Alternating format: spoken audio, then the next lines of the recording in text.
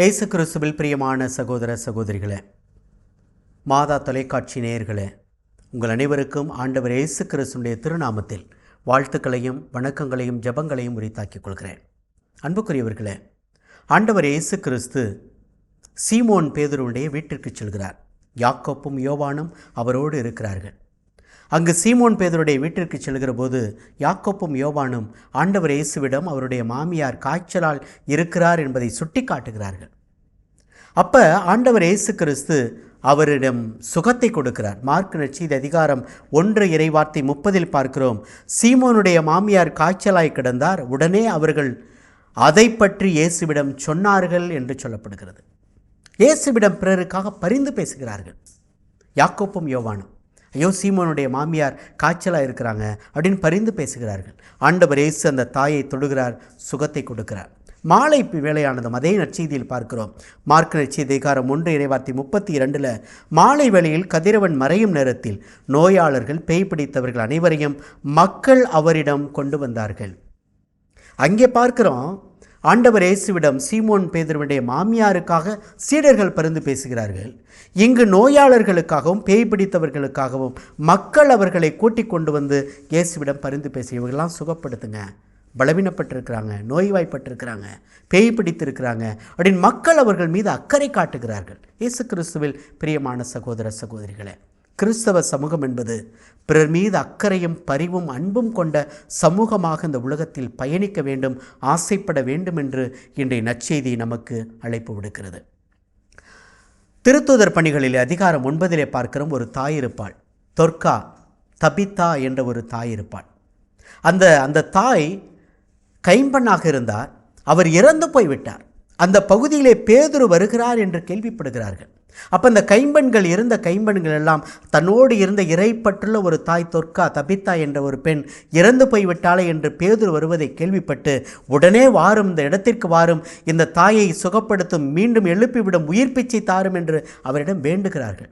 பேதுரு வருகிறார், அங்கு உள்ளே செல்கிறார். தபித்தா, எழுந்திடு என்று அவருக்கு சொல்லுகிறார். அவரும் உயிரோடு எழுந்து நிற்கிறார். இந்த வசனத்தை பார்க்கிறோம். அன்புக்குரியவர்களே, ஒரு ஒரு ஒரு ஊரே அவருக்காக ஜெபிக்கிறது. இந்த தபித்தா ஒரு இறை பண்புள்ள ஒரு தாய். அந்த மகளை நீ எப்படியாவது சுகப்படுத்த வேண்டும் என்று ஒரு ஊரே பரிந்து பேசி அவருக்காக நிற்கிறது. அங்கே இருந்த கைம்பெண்கள் அத்தனை பேரும் அவர் மீது அக்கறை காட்டுகிறார்கள். இன்று பிறருக்காக அக்கறை காட்ட துணிகிறோமா? நம் உறவுக்காக, சொந்தங்களுக்காக அக்கறை காட்டுவோம். யாருங்க? நோய்வாய்ப்பட்டவர்கள், பேய் பிடித்தவர்கள், யாருன்னே தெரியாது. ஆனால் அந்த மக்கள் அவர்கள் மீது பரிவு கொண்டு, அக்கறை கொண்டு, சொந்தங்களை கடந்து, உறவுகளை கடந்து, யாரோ ஒருவருக்காக அவர் பாதிக்கப்பட்டிருக்கிறார், யாரோ ஒருவர் அவர் அந்த அவமானத்தில் இருக்கிறார், இந்த உலகத்தின் நன்மையை தேட வேண்டும் என்று, அவரும் இந்த உலகத்தில் மதிக்கப்பட வேண்டும் என்று ஆண்டவர் இயேசுவிடம் அவருக்காக பரிந்து பேசி ஜெபிக்கின்றார்களே, அத்தகைய பண்பு இந்த உலகத்தில் நம்மிடம் இருக்கிறதா என்று சிந்தித்து பார்க்க வேண்டும்.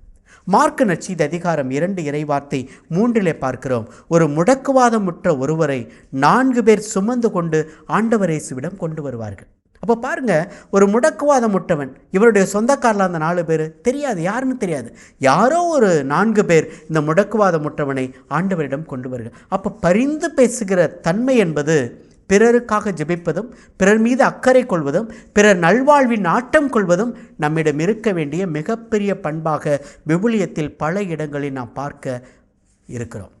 நாமும் அப்படிப்பட்ட பிள்ளைகளாக இந்த உலகத்தில் வாழ ஆசைப்படுகிறோமா? யாக்கோப்பு திருமடல் அதிகாரம் 5 இறை வார்த்தை 16 சொல்கிறது, ஒருவர் மற்றவருக்காக இறைவனிடம் வேண்டுங்கள். இன்றைக்கி ஜெபிக்கிறோமா?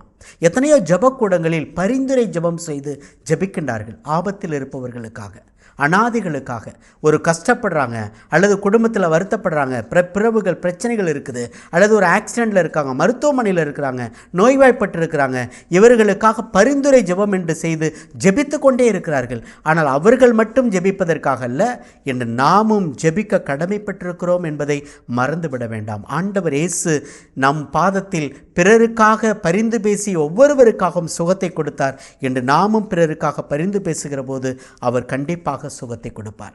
பிலிப்பியர் திருமடல் அதிகாரம் 2 இறைவார்த்தை 4 இவ்வாறு சொல்கிறது, நீங்கள் யாவரும் உங்களை சார்ந்தவற்றில் அல்ல பிறரை சார்ந்தவற்றிலேயே அக்கறை கொள்ள வேண்டும் என்று மீண்டும் பவுலடிகளார் சொல்கிறார். அன்புக்குரியவர்களே, நம்மை சார்ந்தவற்றை மட்டும் நான் சிந்தித்து ஆண்டவரிடம் பரிந்து பேசுவது ஜெபிப்பதல்ல, நம்மை பிறரை சார்ந்தவற்றை பற்றிலும் அக்கறை கொள்ள நாம் சமூகத்தில் கடமைப்பட்டிருக்கிறோம். அதைத்தான் ஆண்டவர் இயேசு என்று சுட்டி காட்டுகிறார் என்பதை மனதில் இருத்துவோம். அதற்கு அப்படி ஜெபிப்போம்.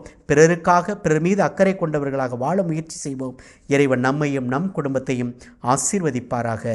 ஆமேன். இயேசுவுக்கு புகழ், இயேசுவுக்கு நன்றி. மரியே வாழ்க.